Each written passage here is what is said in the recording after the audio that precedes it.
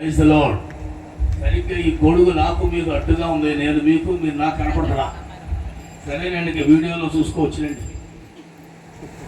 మరి ఈ ఉదయకాల సమయంలో వేదికను అలంకరించినటువంటి అత్యంత అందమైన బిడ్డలు, ప్రాముఖ్యమైనటువంటి పాత్రధారులు, కథానాయకుడు, కథానాయకురాలు, మరి పరుసు రత్నబాబు గారికి, తర్వాత ఆయన కొద్దిసేపట్లో కాబోయేటువంటి సతీమణి సోని సుష్మాకు మరి హృదయపూర్వకమైన సంతోషభరితమైన కరతాళ ధ్వనులతో వారికి అడ్వాన్స్ విషయం చెప్పాలని నేను కోరుతున్నా.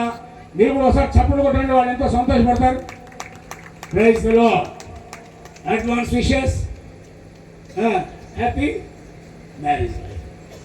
ఈ సమయంలో మరి దేవునికి స్తోత్రాలు చెల్లిస్తూ, నేను ఇక్కడ నిలబడడానికి ఏ పక్కన చూసిన అర్హుని కాదు, కానీ మరి మా యొక్క ఆత్మీయ తండ్రి దేవుని ఇవాళ ఈ రకంగా దేవుని యొక్క సన్నిధానంలో ముందుకు నడవడానికి దేవుని చేత వాడబడినటువంటి పాత్రధారి, ఓ 30 సంవత్సరాల క్రితం రూపురేఖలు లేని మా జీవితంలోకి దేవుని పక్షంగా మరి లోపలికి వచ్చి మమ్మల్ని దీవించి, మమ్మల్ని దేవునికి బిడ్డలుగా మార్చి, సేవకులుగా కూడా నన్ను స్థిరపరిచినటువంటి మా ఆత్మీయ తండ్రి గారు మా ముందు అక్కడ కూర్చుంటే, ఆయన ముందు మాట్లాడటానికి నాకు ఎన్ని గుండెలు ఉండాలండి.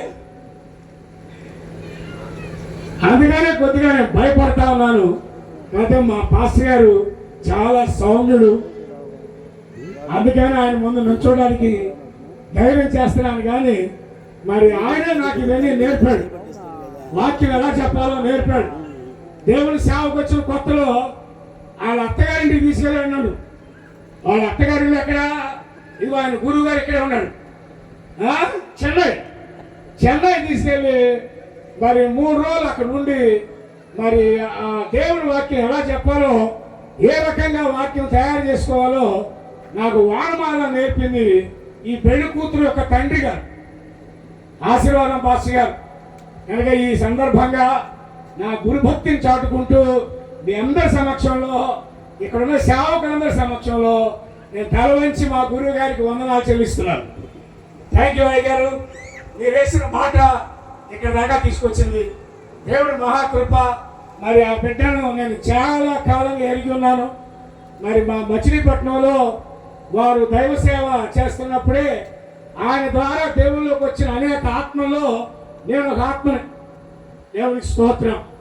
మరి ఈ సందర్భంగా మరి అయ్యగారిని వేదిక మీదకి రావాల్సిందిగా ధైర్యం చేసి సభాధ్యక్షుడు బదులుగా నేనే ప్రకటిస్తున్నాను. దయచేసి అయ్యగారిని ఒక్కసారి వేదిక మీదకి రావాలనుకోవచ్చు. అదే మీరు అక్కడ కూర్చుంటే కరెంట్ పని చేయట్లా, నోరంతా తడేరిపోతుంది. మంచి పరుసు వారికి నేను హృదయపూర్వకమైన శుభాకాంక్షలు అందిస్తున్నాను. మరి వారు దేవుని యొక్క సన్నిధానంలో వారు పెంచి పెద్ద చేసినటువంటి వారి కుమారుడు ఇవాళ మా పాస్టర్ గారి ఇంటికి అల్లుడు అవటం అనేది నేను చాలా సంతోషపడుతూ, మరి మేము కూడా పాస్టర్ గారి తరఫున హృదయపూర్వకంగా రత్నబాబు గారిని ప్రేమతో ఆహ్వానిస్తున్నాం. Most welcome my dear brother. Praise the lord. God bless you. మరి ఈ సమయంలో కొద్ది మాటలు మనం విందాం. వారికి మాట్లాడుతూ మనం కూడా విందాం. సంగతి ఏంటంటే, క్రైస్తవ్యంలో సందర్భం ఒకరిదే కానీ సందేశం మాత్రం అందరిది. దేవుడు సందర్భాన్ని అడ్డు పెట్టుకొని అందరికీ సందేశం ఇవ్వడం ఆయన చాలా సార్లు మనం చూస్తూ ఉన్నాం. అందరి బట్టి నేను దేవుని స్తుతిస్తున్నాను. అనగా వాళ్ళకి చెప్తున్న ఈ మాటలు మనకు కూడా ఉపయోగపడతాయి. అందువల్ల కొద్ది నిమిషాలు ఈ మాటలు వినాలని మీకు మనవి చేస్తున్నాను. అంతా కలిసి 15 నిమిషాలు, అంటే 5 నిమిషాలు అయిపోయింది ఇప్పుడు. రైట్. దేవుని ద్వారా మంచి వాక్యాలు చదివారు, అవి చాలా ఇష్టమైన వాక్యాలు. నేను 2 భాగాలుగా ఈ మాటలు చెప్పాలనుకుంటున్నా. అసలే పెళ్లి, పైగా విశ్వాసుల పెళ్లి, తర్వాత పాస్టర్ గారి పెళ్లి. ఎంత డేంజర్ అనమాట. పెళ్ళే డేంజరు, అది అందరికీ తెలుసుగా, పెళ్ళైన వాళ్ళకి బాగా తెలుసు. తర్వాత విశ్వాసుల పెళ్లి ఇంకా డేంజరు. ఎందుకంటే దేవుడి వాక్యానుసారంగా నడుచుకోవాలి, మన ఇష్టానుసారంగా నడవడానికి కుదరదుగా, అది ఇంకా డేంజరు. తర్వాత పాస్టర్ గారి పెళ్లి ఇంకా ఎమ డేంజరు. ఎందుకు ఈ మాట అంటున్నారంటే, లోకంలో అందరి కాపురాలు గుట్టుగా చేసుకోవాలి, కాపురం గుట్టుగా ఉండాలి. కానీ పాస్టర్ గారి కాపురం గట్టు మీద ఉండాలి. కొండ మీద ఉన్న మరుగై ఉండనేరని పట్టణంతో సమానం. అందుకని గుట్టుగా కాపురం చేసుకుంటే లోపల గుద్దుకున్నా తమ్ముకున్న ఎవరికి అర్థంగా కనపడదు. కాకపోతే మరి దైవ సేవకుని యొక్క కుటుంబం పాస్టర్ గారి ఇంటికి అల్లుడు అవుతున్నాడు. ఆయన కూడా పాస్టర్ గారే, అది ఆవిడ కాబోయే ఆవిడ కూడా పాస్టర్ గారే. నా నూరు సార్లు మ్యారేజ్ రిజిస్టార్ గారు పెళ్లి కొట్టేటట్టున్నాడు. పెళ్లి చేయకుండా నువ్వు ఆవిడంటావు ఏంటని. సరే ఏదేమైనా మరి ఆమె కూడా దైవ సేవకురాలే. పాస్టర్ గారి పెళ్లి చాలా డేంజర్ చెప్పాను కదా. అన్ని కాపురాలు గుట్టుగా చేయాలంటారు, కానీ యేసుప్రభు అన్నాడు మీ కాపురం గట్టు మీద ఉండాలి. ఇంటి వారందరికీ వెలిగించుటకై దీపం ఎక్కడ ఉండాలంట? దీపస్తంభం మీద ఉండాలి. ఇది చాలా ప్రాముఖ్యమైన సంగతి. ఈ విషయాన్ని బాగా జ్ఞాపకం పెట్టుకుంటారని మరొకసారి నేను మీకు మనవి చేస్తున్నాను. Praise the lord. అందులో మనం వాక్యం చదివితే యోహాను సువార్త 1వ అధ్యాయంలో మరి ఆ చివరికి వస్తే యేసు ప్రభు దగ్గరికి ఒక ఇద్దరు శిష్యులు వచ్చి ఆయన మాట్లాడతారు, రబ్బీ నీవు ఎక్కడ కాపురం ఉంటున్నావు అయ్యా, నువ్వు ఎక్కడ కాపురం ఉంటున్నావు అయ్యా అని అడిగితే నోరు మూసుకో, ఎక్కువ మాట్లాడద్దు, నేను ఎక్కడుంటే నీకెందుకు, నేను బయటకు వచ్చి దర్శనం ఇచ్చినప్పుడు దర్శనం చేసుకో అన్నా. నేను కనబడితేనే దేవుణ్ణి, కనబడిపోతే నేను అడగొద్దు అన్నా. అక్కడ ఒక అద్భుతమైన మాట అన్నాండి. ఏమన్నాడండి యేసు ప్రభు? ఎక్కడ అంటావేంటే వచ్చి చూడు. అది పాస్టర్ గారు కాపురం. వచ్చి చూడు. అందరూ 1000 కళ్ళతో కళ్ళారా చూసే కాపురం మీరు చేయబోతున్నారు. ఓకే రత్నబాబు గారు, అది. సో వీరిని బట్టి నేను దేవుడికి నిజంగా కృతజ్ఞతాస్తుతులు చెల్లిస్తా ఉన్నాను. అందరికి చూసే విధంగా, అందరికి తెలిసే విధంగా వీళ్ళు కాపురం చేయబోతున్నారు కనుక ఈ మొదటి అడుగు చాలా బలంగా పడాలని దేవుడు ఇక్కడ ఉన్నటువంటి సేవకులు అందరినీ ప్రేరేపిస్తా ఉన్నాడు. దానిలో ఇంకొక మాట కూడా ఉంది, నాకు చాలా ఇష్టమైన మాట. న్యాయాధిపతుల గ్రంథంలో 7వ అధ్యాయంలో 16-17 వచనాల్లో ఉంటుంది. ఏమంటారంటే గిద్యోను వచ్చి నన్ను చూచి నేను చేయునట్లు చేయుడి. అది మీరు చెప్పాల్సిన మాట. నేను చెప్తున్నాగా, ఇప్పుడు మా సంఘస్థులు ఉన్నారనుకోండి, మా ఇల్లు మా సంఘం ఒకటే. మా సంఘస్థులు మా ఇంట్లో తిరుగుతూనే ఉంటారు, మమ్మల్ని చూస్తూనే ఉంటారు. కనుక వాళ్ళకి నేను చెప్పేది ఒకటే, నన్ను చూసి నేను చేయునట్లు చేయుడి. ఆ మాట మరి సోనీ చెప్పాలి, రత్నబాబు గారు చెప్పాలి. మమ్మల్ని చూడండి, మేము ఎలా ఉన్నామో, మేము ఎలా బతుకుతున్నామో, మేము ఎలా కాపురం చేస్తున్నామో, మీరు మమ్మల్ని చూసి మీరు కూడా అలా ఉండండి అని ఒక ఉన్నతమైన స్థాయిలో దేవుడు మీ కాపురాన్ని తీర్చిదిద్దబోతున్నాడు. అందుకోసం మీరు సిద్ధంగా ఉండాలని కోరుతున్నాను. ఆమేన్. సో ఈ సేవా కథన రంగంలో కథ తొక్కడానికి దేవుడు మీ పాదాలను సిద్ధపరిచి స్థిరపరచునుగాక. ఆమేన్. సో దానికంటే ముందు ఒక ముక్క చెప్పి 3 మాటలు ముందు పెట్టి సెలవు తీసుకుంటా.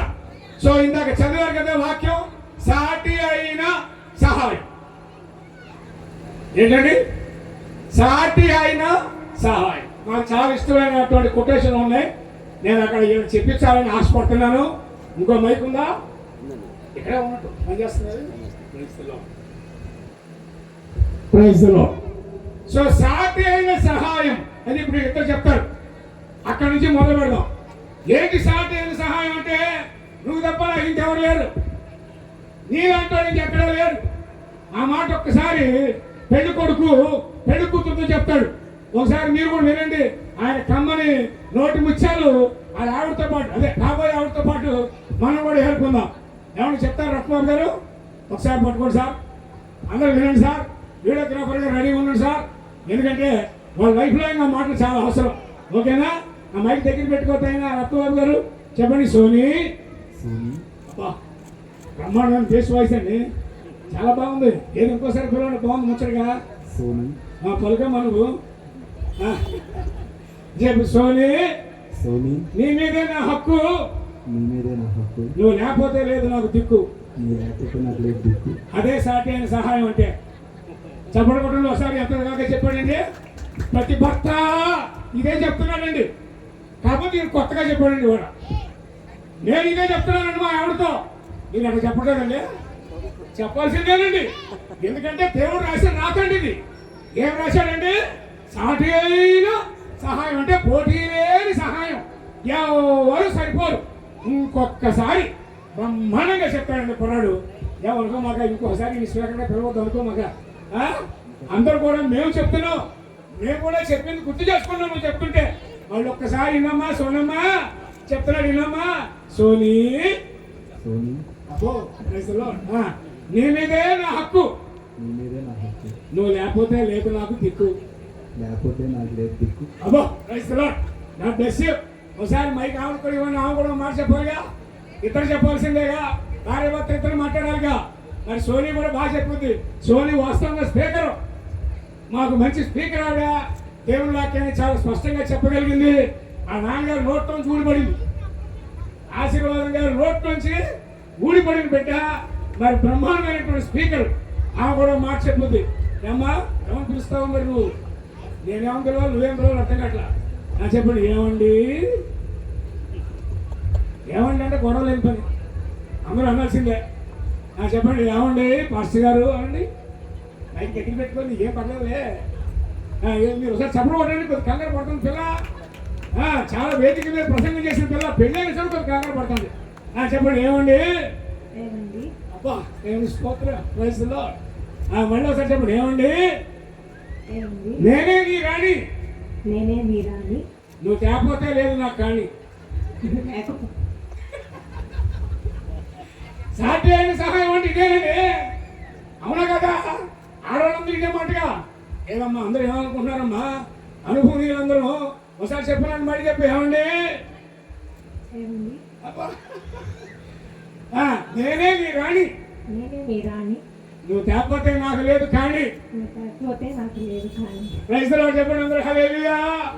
సాటి అయిన సహాయం. Thank you. May God bless you. దేవుడు నువ్వు దీవించును గాక. సాటి అయిన సహాయం అంటే ఈ రెండు ఎవరు పెట్టడానికి లేదు, ఎవరు చేయడానికి లేదు. ఇది దేవుడు రాసిన రాత అంటాం మేము. ఏంటమ్మా? రాత. పెళ్ళైన వాళ్ళందరికీ దేవుడు ఈ రాత రాశాడు. ఈ రాత మీద మనం నడవాలా. వారే మనకి సాటి అయినా సహాయం కావాలా.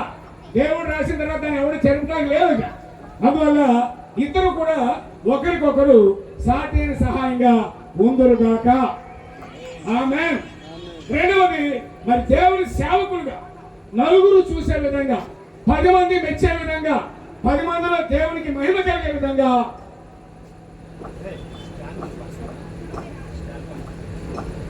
ఈ సమయంలో వధువులను ఆశ్రయించడానికి సెంట్రల్ ఎమ్మెల్యే గారు గొడవ మాస్టర్ మన మధ్యకి వచ్చిన వారు వధువులను ఆశ్రయిస్తారు. నా సమయాన్ని వారు ఇంకా మంచి మాటలు చెప్పారు. సో నేను ముగించే ముందు 3-4 ముక్కలు చెప్పాలనుకున్నా. సో ఏంటంటే ఏం లేదు ఆయన, మీ జీవితం అందరూ చూస్తుండగా సేవకుల జీవితం, పాస్టర్ గారి కాపురం 10 మందిలో చక్కగా ముందుకు సాగాలంటే 4 చక్రాలు మీ ఇంటికి తగిలిచ్చేసి నేను సేవ తీసుకుంటాను. Praise the lord. వాళ్ళే కాదండి, మనం కూడా అంతే. మరి మేము కూడా సేవ చేస్తున్నాం, దేవుని పరిచయం చేస్తున్నాం. 10 మంది చూసే విధంగా కాపురం చేయాలని దేవుడు మాకు ఆదేశిస్తా ఉన్నాడు. సో దేవుని యొక్క సేవ కూడా అందరూ చూసే విధంగానే జీవించాలి. అందరూ మిమ్మల్ని చూసి నేర్చుకోవాలి, అందరూ మిమ్మల్ని చూసి ఫాలో అవ్వాలి. అందరికీ మీరు కొత్త నూతనమైన సంగతులు మీ ద్వారా తెలియబడాలని మనసారా కోరుతున్నాం. ఆమేన్. Praise the lord. ఎందుకంటే ఒక మాట ఉంటుంది, ప్రసంగాలు ప్రవర్తన కంటే మించి ఎదగవని. ప్రసంగాలు ప్రవర్తన కంటే మించి ఎదగవు. మన ప్రవర్తన ఎంత ఉందో మన ప్రసంగంలో దమ్మంతే ఉంటుంది. కనుక ప్రవర్తనను మనం పర్ఫెక్ట్ గా ఉంచుకుంటే మనం చేసే సేవ, మనం మాట్లాడే మాట, మన ప్రసంగాలు ప్రజల్ని ప్రభావితం చేస్తాయి. సో దానివల్ల రత్నబాబు గారికి, సోనమ్మకి నేను 3-4 సంగతులు చెప్పాలనుకుంటున్నా. ఈ బండి రివ్వున రయ్యిన సాగిపోవాలి. అందరూ చూస్తుండగా మీ సంసారం సంతోషంగా సాగాలంటే నెంబర్ 1 4 కావాలా. నెంబర్ 1 ప్రార్థన. చెప్పండి ఇద్దరు, మీకు చెప్పేది లేదు కొత్తగా. ప్రార్థన అంటే నన్ను అడిగితే ఏదో మోకరించి ప్రార్థన చేయడం గురించి మాట్లాడుతున్నా నేను. భక్తి, భక్తే భవిష్యత్తు, భక్తే భవిష్యత్తు. ఎందుకంటే ఏదైనా వాళ్ళ బళ్ళు అవుతాయి, బళ్ళు వాళ్ళు అవుతాయి.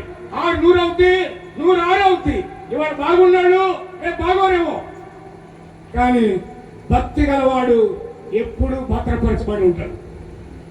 Praise the lord. సో భక్తే భవిష్యత్తు. కనుక భక్తిని పెరగవద్దు. భక్తిలో 4 5 రకాలు ఉన్నాయి.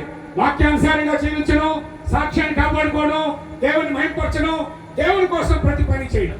ఈ భక్తిని విడవద్దు. అప్పుడప్పుడు అంటాం కదా, భగవంతునికి భక్తునికి అనుసంధానమైనది అందుకందరూ భక్తి కాదు, భయభక్తులు గల జీవితం. కనుక దేవుడు మీతో అనుసంధానం అయి ఉంటే బ్యాంకు మేనేజర్ అనుసంధానం అవ్వక్కర్లేదు, చేతాల అనుసంధానం అవ్వక్కర్లేదు. ఏదైతే వచ్చినా దేవుడు మీతో అనుసంధానం అయి ఉంటే అందున ఆహారం వచ్చి మిమ్మల్ని పోషిస్తాడు. ఆమేన్. సో నెంబర్ 1 భక్తి జీవితం. అండ్ నెంబర్ 2 విధేయత. చాలా ప్రాముఖ్యం. తగ్గడం. ఏంటండి చెప్పమ్మ సోని? తగ్గడం. తగ్గడం చాలా ప్రాముఖ్యం. పెరగడమే ఉంది, దేవుడే పెంచుతాడు. అన్ని పెరుగుతాయి. ఎప్పుడు ఇలాగే ఉంటావా? అన్ని పెరుగుతాయి. మీరు ఎక్కడ అయ్యారు ఇప్పుడు? వచ్చే సంవత్సరానికి చూసారు, అందరూ చెప్పేస్తారు అవే అక్షంతలు. ఆమె 3 అవుతారు. పెరుగుతాయి, సంసారం పెరుగుతాయి, ఇంకా 4 అవుతారు. అన్ని పెరుగుతాయి. తగ్గడం దేవుని చేతిలో ఉంది, తగ్గడం నీ చేతిలో ఉంది. ఎందుకంటే యేసుప్రభు ఇచ్చిన ఒక సూత్రం, తను తాను తగ్గించుకునేవాడు హెచ్చింపబడతాడు. ఉన్నతంగా హెచ్చింపబడటానికి మనం చెప్తాం ప్రసంగాల్లో, మనం కూడా ఒకరినొకరు తగ్గించుకున్నాం. నా జీవితంలో అత్యంత క్లిష్టమైన పని పాస్టర్ గారి ముందు తగ్గించుకొని బతకడం. అది నీకు తెలుసా, నాకు తెలుసా, నీకు తెలుసు. కానీ దానికోసం మనం ప్రయాసపడాలా. ఎందుకంటే మా పాస్టర్ గారికి పెద్ద ఏం తెలవదు, కానీ అన్ని తెలిసినట్టే నాతో మాట్లాడుతాయి. అయినా నేను తక్కువ ఉండాల్సింది తప్పదు. అంతేనండి. నేను చిన్నప్పటి నుంచి మా నాన్న పాస్టర్ గారు బైబుల్లో బాగా ఏదో సండే స్కూల్ కథల గీతలు నేర్చుకుని పైకి వచ్చా. మా ఆవిడేమో సడన్ గా దేవుడు నమ్ముకుంది. అయినా అంతా నాకు తెలిసి అంటారు. అయినా తప్పదు. ఐసీ గారు ఏమంటారు? తగ్గడమే తగ్గడం. Praise the lord. విధేయత అన్నిటికంటే ప్రాముఖ్యమైన సంగతి. నేను మాట ఎప్పుడు చెప్తుంటా, ఏమండి దేవుడు కానీ, దేవుడి కార్యాలు కానీ, దేవుడి ఆశీర్వాదాలు కానీ జ్ఞానవంతుడికి దొరకవు, మేధావులకి అందవు, ధనవంతులు వాటిని కొనలేరు. విధేయత గలవారే విజయాలు సాధిస్తారు ఇక్కడ. ఆమేన్. ఒకసారి మీరు కూడా చెప్తారా? దేవుడు కానీ చెప్పండి, ఎవరు తెలిసి మొదలు పెడతారు. దేవుడు కానీ, దేవుని కార్యాలు కానీ, దేవుని ఆశీర్వాదాలు కానీ జ్ఞానవంతులకు దొరకవు, మేధావులకు అందవు, ధనవంతులు వాటిని కొనలేరు. విధేయత గలవారే విజయాలు సాధిస్తారు. సో ఆ విధేయత పుష్కలంగా మీ ఇద్దరికి దేవుడు దయచేయను గాక. ఆమేన్. మొదటి భక్తి, రెండవది విధేయత, మూడవది పరస్పర అవగాహన, మ్యూచువల్ అండర్స్టాండింగ్. పరస్పర అవగాహన. నా గురించే నాకు తెలియదు, ఇక మా ఆవిడ గురించి నాకేం తెలుసు, తెలుసుకోవాలంటే దేవుడు. ఎప్పుడో మాట చెప్తాను నేను, అవగాహనే జ్ఞానం. ఏంటండి? అవగాహనే జ్ఞానం. జ్ఞానాన్ని వేరే చదవక్కర్లా, అవగాహన చేసుకుంటా, అదే జ్ఞానం. నువ్వేంటో, ఏ స్థితిలో ఉన్నావో, ఎక్కడి నుండి వచ్చావో, దేనికి నువ్వు జీవితాన్ని ముందుకు తీసుకెళ్తున్నావో దాన్ని అవగాహన చేసుకొని దానికి తగ్గట్టుగా బతకడమే జ్ఞానం. ఆ జ్ఞానం ఎలా వస్తుందంటే ఒకరికొకరు అవగాహన చేసుకోవడం ద్వారా. ఆయన జీవితకాలం సరిపోతుంది. ఆయన సోని అంటే ఏంటో నీకు అర్థం అవటానికి అంతే అంటావు. ఆయన ఎవరైనా మాకు ఇంక అర్థం కాదు. ఆయన మా ఆవిడ ప్రపంచం నాకు అర్థం కాల, దేశంలో అందరూ అర్థమయ్యారు. అచ్చంగా నాకు అర్థం కాని ఒకే ఒక ఘటం మా ఆవిడ. అర్థం కాదు, అట్టగా ఉంటుంది ఆమె కూడా. నువ్వు నాకు అర్థం కావయ్యి ఉంటుంది నన్ను అప్పుడప్పుడు.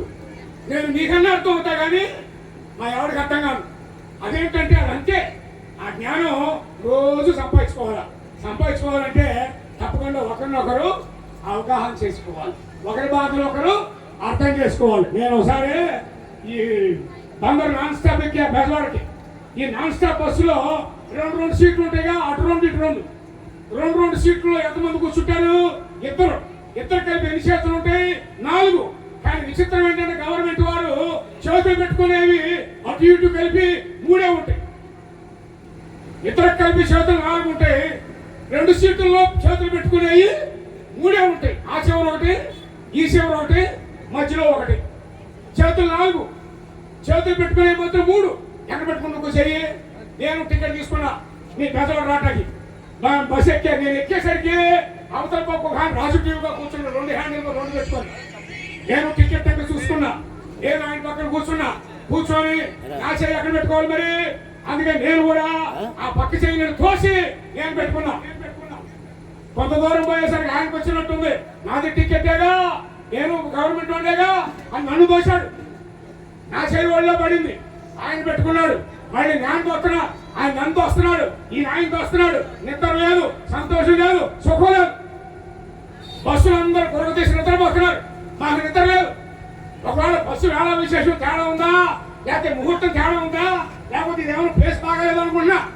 పైగా సీటు మీద ఎవరు రాస్తుంది, అవర్ లగ్జరీ ఎవరు సేఫ్టీ అంటాడు. ఏమంది సేఫ్టీ? ఇతను తోసుకోవడమే సరిపోయింది.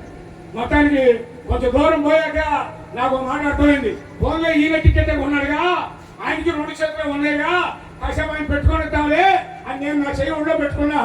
అదే అవగాహన ఆయనకు కూడా వచ్చినట్టుంది. ఆయన ముడుచు కూర్చున్నాడు. మా ఇద్దరికి అవగాహన వచ్చేసరికి 10 సర్కిల్ వచ్చేసింది. దిగేశాం.